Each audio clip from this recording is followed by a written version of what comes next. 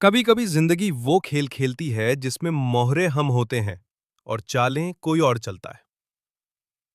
गांव के मंदिर में दो मासूम बच्चों की शादी हो रही थी। पंडित जी बोले, अब से तुम दोनों पति पत्नी हो, एक दूसरे का साथ जन्म जन्मांतर तक निभाओगे। गांव वाले हंसते हुए बोले, बचपन की शादी है, बड़े होके सब भूल जाएंगे। समय बीतता है।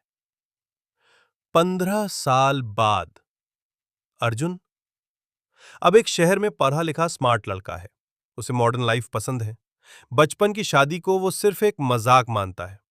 अर्जुन अपने दोस्त से कहता है, यार मैं उस बेकार सी बचपन की शादी को नहीं मानता। मेरी लाइफ में जो आएगी वो मेरी पसंद से होगी। दोस्त कहता है, तू बचपन की शादी को सीरियस क्यों ले रहा है? अब कौन मानता है ये सब?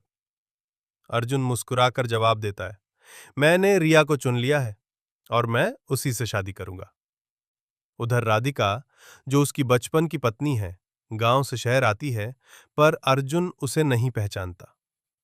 राधिका चुप है मगर सब जानती है। राधिका अपने मन में सोचती है, क्या मुझे खुद को उसकी पत्नी कह देना चाहिए या उसकी खुशी के लिए चुप रहना चाहिए? अर्जुन रिया से कहता है, रिया मैं तुमसे बहुत प्यार करता हूं, तुम मेरी जिंदगी हो। राधिका अपनी आंखों के आंसू छुपाते हुए कहती है, उसकी खुशी में ही मेरी खुशी है। अर्जुन और रिया की सगाई की तैयारी चल रही होती है। तभी अर्जुन के पिता अर्जुन को बुलाते हैं, बेटा, तुम्हारी बचपन में शादी हो चुकी थी, तुम्हारी असली पत्नी राधिका है।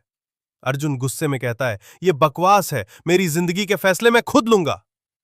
रिया अर्जुन से कहती है, तुम्हारी बचपन की शादी मुझे अब नहीं तोड़ेगी अर्जुन, हम साथ रहेंगे। राधिका एक रात अचानक एक चिट्ठी छोड़कर चली जाती है।